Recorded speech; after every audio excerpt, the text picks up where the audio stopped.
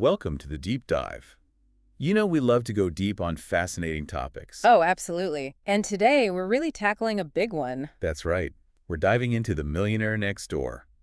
A book that I think really challenges how most of us think about wealth in America. I'm James Smith. And I'm Olivia Smith. And we're so ready to unpack some of the surprising truths about how millionaires actually live. Yeah, and how they got there. Because this book is packed with insights that might just turn your assumptions upside down. For sure. Like, did you know that most millionaires aren't trust fund babies? I think that's one of the most shocking things this book reveals. It kind of blows those trust fund fairy tales right out of the water. Totally. So let's get right into it. All right.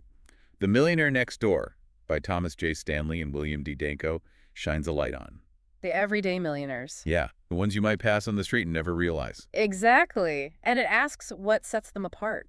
Right from the start, the book emphasizes something really interesting. And that's net worth. Net worth, not income, as the real measure of wealth. Yeah, they even give you an equation, like a little self-test you can do. Okay, hit us with it. All right, your age X, your pre-tax income, 10, your expected net worth. So folks, grab a calculator or a piece of paper. No pressure.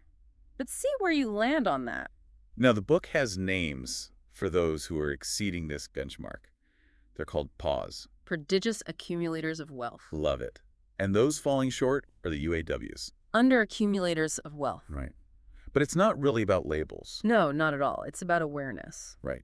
So let's talk about one of the people featured in the book. Oh, yeah. Mr. Bobbins. Mr. Bobbins, a fireman.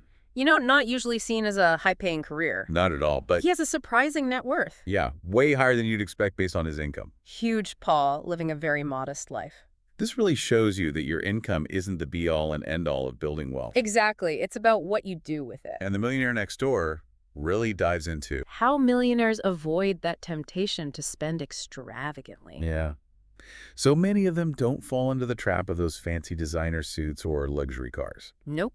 You're more likely to find them driving. An older American-made vehicle. Oh, yeah. And a lot of them bought used. Do you remember Mr. Allen? Mr. Allen. Who was actually offered a Rolls Royce.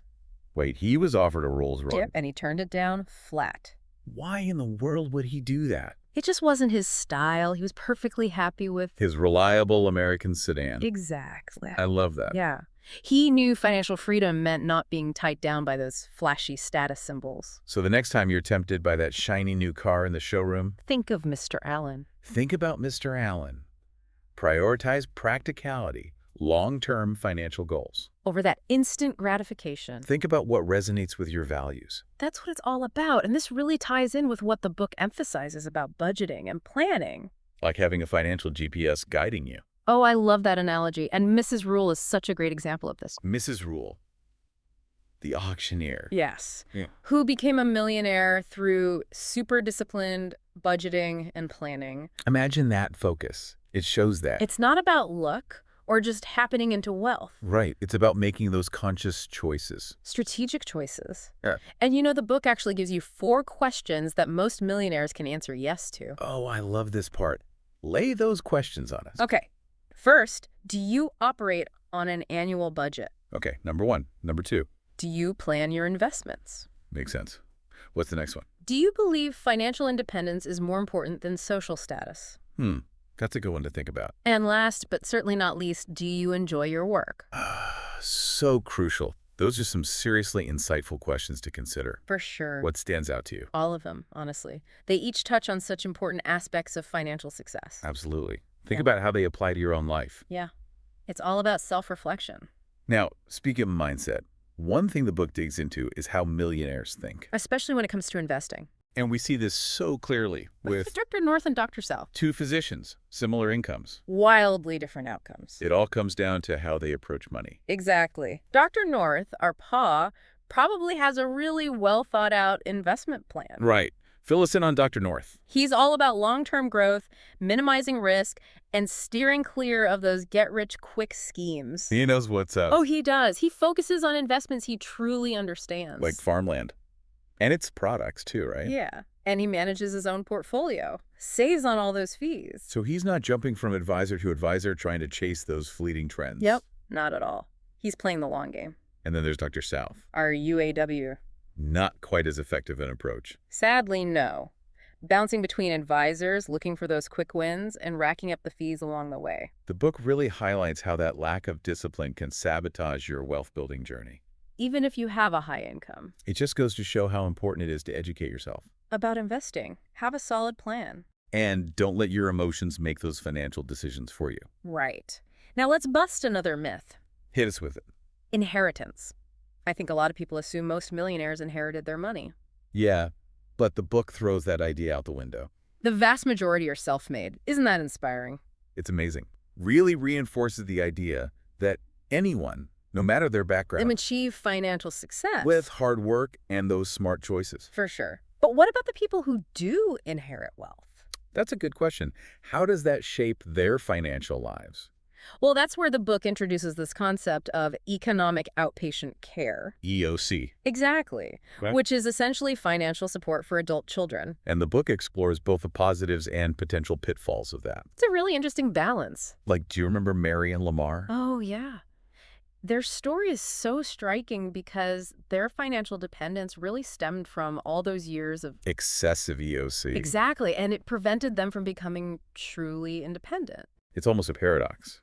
You'd think this financial windfall would set you up for life, but Right. it actually... Creates this dependence. Yeah, it's thought-provoking for sure. And it raises a question that I think a lot of affluent parents grapple with. Which is, how do you raise financially independent children, even if you have the means to provide for them? Right. It's a tough one. It's this dilemma of wanting to give your children the best, but also not wanting to spoil them. So true. So what guidance does the Millionaire Next Door give? Well, it really emphasizes teaching kids the value of hard work, discipline, and financial responsibility From a young age. from the very beginning, Yeah. setting the right example and avoiding those excessive handouts. So it's about fostering that mindset of independence and responsibility. Right. No matter what your family's financial situation is. It's about the values you instill. Exactly. And being mindful of the messages you send about money and wealth. So instead of bragging about your financial status or constantly talking about inheritance, Focus on character, hard work, and making those smart choices. shifting the focus from those material things to values and literacy. That's powerful. It really is. Now, the book also dives into the world of the affluent and the professionals who serve them. Oh, yeah. Like estate attorneys. A fascinating look into the complexities of wealth management Estate attorneys play a vital role. in helping the affluent protect their assets Right. Navigate tax complexities, ensure a smooth transfer of wealth. to the next generation. Like they're financial architects designing a legacy. It's a very specialized field, requiring more than just legal expertise. You need to be a trusted advisor. Who understands your client's values and goals? Absolutely. And the book points out something really interesting about estate law, What's that? the potential for significant revenue. Because of the growing number of millionaires in America. Right. It's a niche area that's likely to see even more demand in the years to come. Fascinating. But beyond estate planning, accountants are also essential for the affluent. Offering those tax planning strategies, business valuations, retirement guide, Think of them as financial coaches. helping millionaires strategize and optimize their wealth. They're a crucial part of the team. So it's not just about individual effort. It's about having those trusted experts around you. Absolutely. Having the right advisors can make all the difference in navigating the complexities of wealth and achieving those long-term goals. And speaking of those who have achieved it, let's talk about the millionaires themselves. The book really dives into demographics. And professions. What really stands out about the millionaires featured in the book? One of the biggest things is how many of them are self-made business owners. They've built their wealth through hard work, discipline, and smart decisions. Yeah, completely shattering that stereotype of millionaires being born with silver spoons. It really emphasizes that anyone, no matter their background, can achieve financial independence. But it's interesting to see how the landscape of wealth-building professions shifts over time. Oh, for sure. What worked for one generation might not be as effective for the next day. Exactly. Like, the book mentions how owning a dry cleaning business was once considered a lucrative path. But things change. They do. It highlights the importance of adaptability and innovation. Being willing to evolve. But even with those shifts, the book really emphasizes choosing a profession you genuinely enjoy. Makes sense.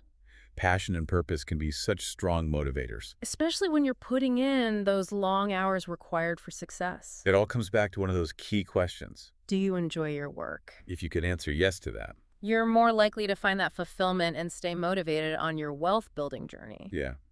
It's a reminder that financial success shouldn't come at the expense of your happiness. Definitely. Now, the book also highlights the unique challenges self-employed professionals face. Like Mr. Johnson. The coal mining entrepreneur. Yes. He's a great example of someone navigating a challenging industry and achieving remarkable success. But he also faces that dilemma of what to do with his business as he gets older. Succession planning. It's something so many business owners grapple with. And what's interesting is that many millionaires, even with thriving businesses, Encourage their children to pursue professional careers. like medicine or law, Right. Which seems counterintuitive at first. you'd think they'd want their kids to inherit the family business. Right. But a lot of these millionaires understand the risks And the challenges, of entrepreneurship they see those professional careers as a more stable and predictable path, to financial security especially with the high cost of education these days. and that ever-changing business landscape. It's a pragmatic approach Putting their children's well-being and financial stability first. over tradition or sentimentality. Exactly. But no matter the profession, the book emphasizes those core principles, Hard work, discipline, those smart financial habits. a universal message. And speaking of, the book also explores the psychology of wealth. Which is so fascinating. It's surprising to learn that even those who are financially successful can still experience fear and anxiety. Yeah, it's not always smooth sailing. It highlights how some high earners, like Dr. Sal, Are consumed by financial anxieties. constantly worried about maintaining their lifestyle, meeting those demands. It's a never-ending cycle. That treadmill of consumption and worry. It's a classic example of how that lack of discipline and focus on keeping up with the Joneses can just lead to stress. Even with a high income, Exactly. The book contrasts that with paws like Dr. North. who find peace of mind in their financial stability. They're playing the long game, focused on the future, not just the right now. A powerful reminder that true wealth isn't just the number in your bank account. It's about the freedom and security that come from smart choices. And living within your means. Absolutely. Now, before we move on, there's one last important concept we want to touch on from this part of the book, Oh, yes. and that's the importance of courage in wealth building. You know we have to talk about Mr. W and his dog. Of course. Such a great story. He wasn't afraid to stand up for what he believed in. Even when facing pressure from his wealthy neighbors. Even if it meant risking financial loss. To protect his beloved dog, It's powerful. it highlights that sometimes you have to take a stand, even if it means going against the grain. Or challenging conventional wisdom. Yeah. Align your decisions with your values. No matter what others might think. It's about having the courage to live authentically. Even if it means making unconventional choices. Couldn't have said it better myself. Mhm. So as we wrap up this first part of our deep dive into The Millionaire Next Door, What key takeaways should our listeners be mulling over? I think the biggest one is this. Building wealth is a journey. That requires not just financial savvy, but courage And integrity. and a willingness to question the norms. It's about defining success on your own terms. And creating a life that's both financially secure and fulfilling. Beautifully said. But there's so much more to explore. Oh yeah, we're just getting started. Welcome back to the deep dive. We're digging even deeper into The Millionaire Next Door. Uncovering more of those secrets behind these unassuming wealth builders. Yeah. In part one, we really busted some of those major myths about millionaires. We did. We saw that most of them are self-made. They really prioritize financial freedom over those flashy status symbols. And they are masters of budgeting and planning. And let's not forget the importance of aligning your financial choices with your values. Like Mr. W and his dog. Yeah, Standing up for what you believe in. absolutely. So for this part, let's get into the nitty-gritty Oh yeah. of how millionaires approach those big purchases. Like cars. This is where I think those stereotypes really get blown out of the water. Totally. Because millionaires are savvy shoppers. They prioritize value and practicality. Over those flashy status symbols. A car is a means of transportation. Not a way to show off. Remember Mr. Allen? Oh yeah.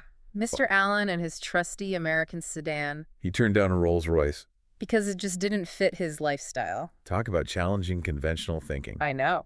And a lot of millionaires, especially those who are self-made, They really adopt that same approach. they're willing to put in the time to find a good deal. Whether it's negotiating with dealerships. Or scouring the used car market. It's not about being cheap. It's about being strategic, maximizing value. They understand that every dollar saved is a dollar that can be invested. And grow over time. It's a great reminder that wealth building is an ongoing process. A mindset, And you apply that to all your decisions. big or small. Now, this mindset extends to other major purchases, too. Absolutely, like homes. Millionaires are patient. And deliberate. They often wait for the right opportunity. And negotiate. They don't rush those big decisions. Not at all. Sounds like they really play the long game in every aspect of their financial life. And that's it. They're not swayed by trends or pressured to keep up with the Joneses. They have that vision. And they stick to it. Speaking of planning, let's talk investments. Oh, yes. This is where it gets exciting. How do millionaires approach building their portfolios? Well, the book emphasizes a few key things. Hit us with them. Investing early, investing consistently, minimizing fees, and this is a big one. Okay, I'm ready.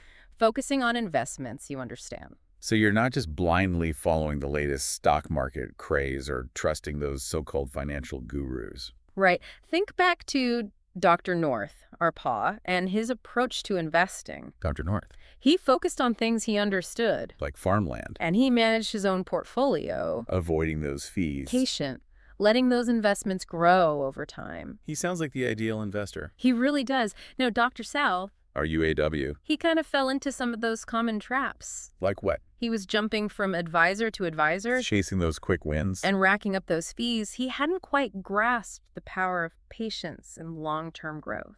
His story really shows how crucial it is to educate yourself Develop a strategy. and avoid those impulsive decisions. You got it. And it's a reminder that you don't have to be a financial expert to be a successful investor. You just need to understand the basics. Make informed choices and have a plan. Now, let's switch gears a bit and talk about inheritance. All right.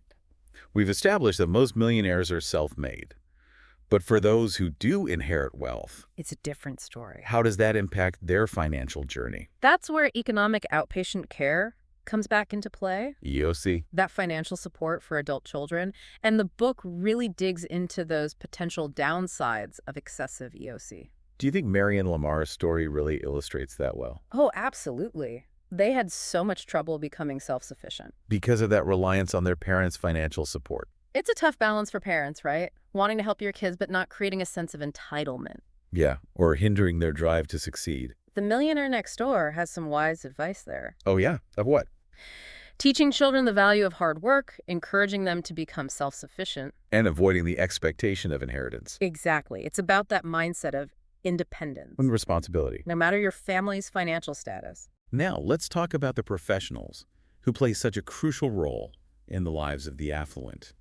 Okay, we touched on estate attorneys earlier. But the book also highlights accountants. Such an important role. They provide those tax planning strategies, business valuation. Retirement planning. They're essential for helping millionaires navigate all those complexities. They're like financial navigators. Helping to chart that course. And as the number of affluent individuals keeps growing, so too will the demand for those specialized services. It's like a whole ecosystem. It really is. Speaking of ecosystems, let's dive into the world of millionaire businesses. All right. What does the book tell us about the types of businesses that create wealth? One of the big things that stood out to me was how many millionaires own businesses that are often overlooked. Like what? Welding shops, dry cleaning Yeah. businesses. Really?